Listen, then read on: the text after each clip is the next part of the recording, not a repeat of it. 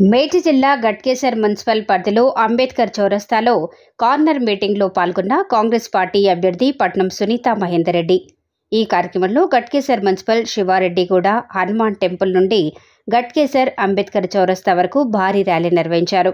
ఈ కార్యక్రమంలో మాజీ మంత్రి సర్వే సత్యనారాయణ మాట్లాడుతూ మల్కాజ్గిరి జనరల్ సీట్లో 1,00,000 మెజార్టీతో గెలిచిన ఘనత నాకే దక్కిందని, అలాగే నన్ను గెలిపించినట్టే మంచి మనసున్న మనిషి మన సునీతమ్మను కూడా గెలిపించి పార్లమెంటుకు పంపాలని ఆయన అన్నారు.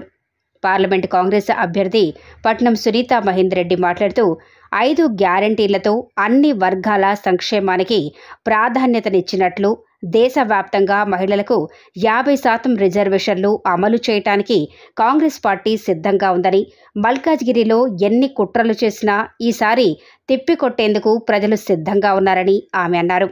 మీ అమూల్యమైన ఓటును చేతి గుర్తుపై వేసి నన్ను అత్యధిక మెజార్టీతో గెలిపించగలరని అన్నారు.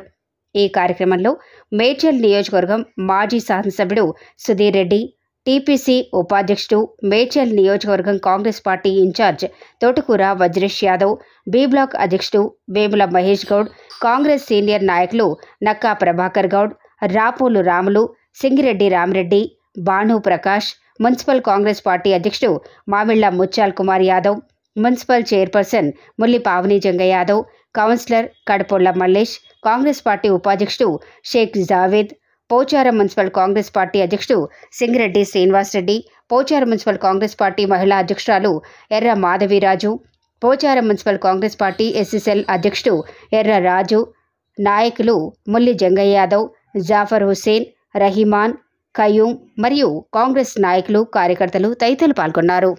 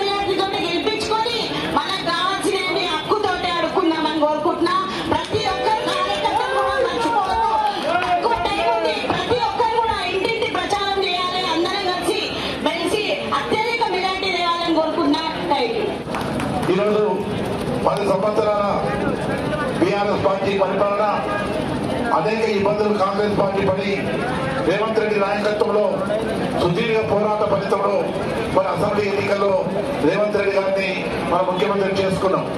తర్వాత జరుగుతున్న పార్లమెంట్ ఎన్నికల్లో మన అభ్యర్థిగా సునీత మహేందర్ రెడ్డి గారిని గౌరవ ముఖ్యమంత్రి గారు, మరి సోనియా గాంధీ గారు, అదేవిధంగా రాహుల్ గాంధీ గారు, అదేవిధంగా ఖర్గే గారు మనకు పంపించినారు.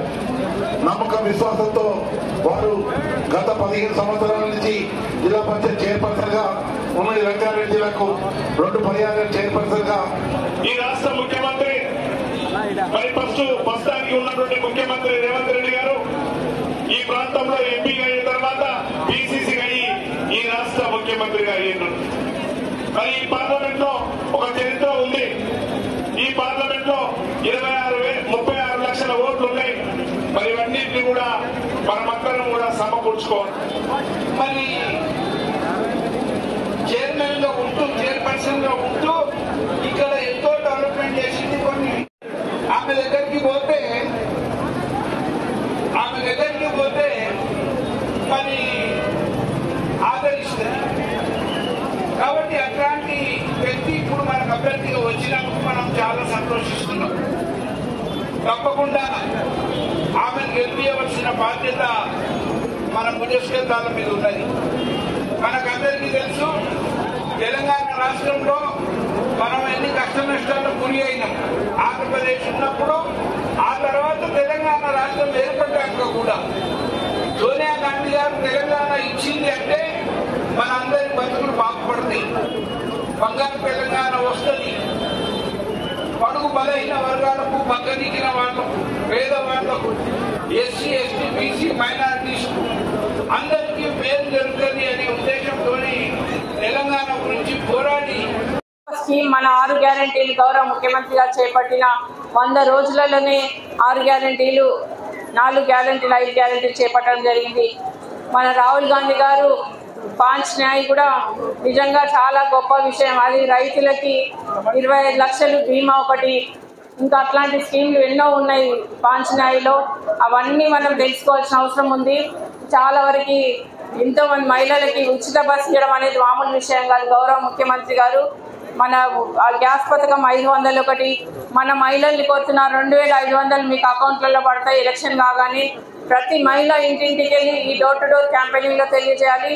ముఖ్యంగా గత ప్రభుత్వంలో ఇల్లులు రాక ఎంతమంది ఇబ్బంది పడ్డే వాస్తవం మీకు తెలిసిందే గత ప్రభుత్వంలో. కాబట్టి ప్రతి ఒక్కరు ఇల్లు వస్తాయి, ఇప్పుడు ఇందిరమ్మ ఇల్లులు వస్తాయి, మీకు ఎలాంటి ఇబ్బంది లేదు. మన గౌరవ ముఖ్యమంత్రి గారు ప్రతి ఒక్క కాన్స్టిట్యూన్సీకి 10,000 ఇల్లు ఇస్తామన్నారు. ఎందుకంటే ఇప్పుడు ఎంపీ ఎలక్షన్లో మీరు రిజల్ట్స్ ఇస్తే మాత్రం తప్పకుండా మీకు అత్యధిక మెజార్టీ ఇవ్వండి, తప్పకుండా వస్తుంది. మాకు 10,000 ఇల్లులు కావాలని గౌరవ ముఖ్యమంత్రి గారిని కోరితే 3,000 ఇల్లులు ఇస్తామంటే కాదు, 10,000 ఇవ్వాలంటే మీరు మెజార్టీ తీసుకురండి, 10,000 ఇల్లు సాక్ష్యం చేస్తానంటున్నారు. కాబట్టి దయచేసి అందరినీ కోరుతున్న కార్యకర్తల్ని, మీరు మాత్రం ప్రతి ఒక్క పేదవాళ్ళకి ఇల్లులు వస్తాయి. మీరందరూ చాలా పెద్ద మెజార్టీ ఇవ్వాలి. ప్రతి ఓటు మహిళా ఓటు, నేను మహిళగా నిలబడ్డా కాబట్టి నాకు ఓటు వేసి అత్యధిక మెజార్టీ ఇచ్చి గెలిపిస్తారని ఆశిస్తున్నా. ముఖ్యంగా మీరు ఈ 10-12 రోజులు పనిచేస్తే పార్టీ కోసం, నేను మీకోసం 5 సంవత్సరాలు పనిచేస్తా. మీకు అందుబాటులో ఉండి మీ సమస్యలన్నీ గౌరవ ముఖ్యమంత్రి గారి దృష్టికి తీసుకెళ్ళి ఇక్కడ ప్రాబ్లమ్స్ మల్కాజ్గిరి అన్ని అభివృద్ధి చేస్తా. ఇంకా సెంట్రల్ గవర్నమెంట్ నుంచి కూడా పెద్ద ఎత్తున నిధులు తీసుకొచ్చి, పార్లమెంట్ నుంచి తప్పకుండా ఇక్కడ నిధులు తీసుకొచ్చి అభివృద్ధి చేస్తానని మాటిస్తున్నా. గతంలో మన రేవంత్ రెడ్డి అన్న అప్పుడు ఇక్కడ ఎంపీగా మీరు గెలిపించినారు, ఎంతో కష్టపడి సాధించి మీరు గెలిపించుకున్నారు. అదే కృషితో నన్ను కూడా గెలిపిస్తే మీకు అండగా ఉంటా, మీ ఫ్యామిలీ మెంబర్ లాగా ఉంటా. నేను మాటిస్తున్నా, ప్రతి పేదవాళ్ళకి నేను రెస్పాండ్ అవుతా. మీకు ఒక ఆడపడుచు అనుకోండి, తప్పకుండా మీరు ఎప్పుడైనా నాకు ఫోన్ చేయండి. నన్ను కూడా ఒక కుటుంబ సభ్యురాలుగా ఆశీర్వదించి మీకు అండగా ఉంటా.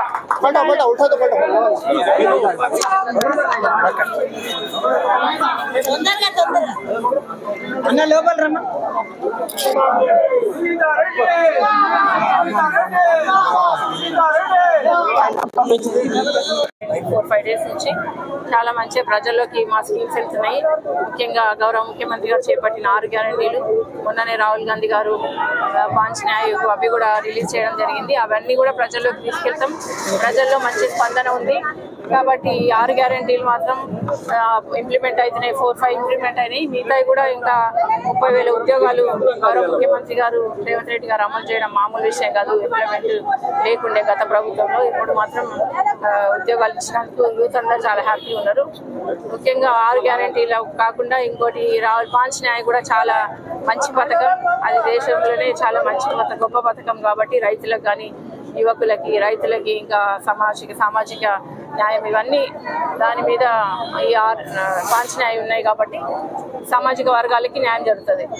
నేను చూసుకుంటా. మల్కాజ్గిరి గురించి మీరు ఆలోచించకండి, పెద్ద ఎత్తున డెవలప్ చేస్తాను మాట ఇచ్చిండ్రు. ఆయన కూడా ప్రెస్టేజ్గా తీసుకుంటుండ్రు.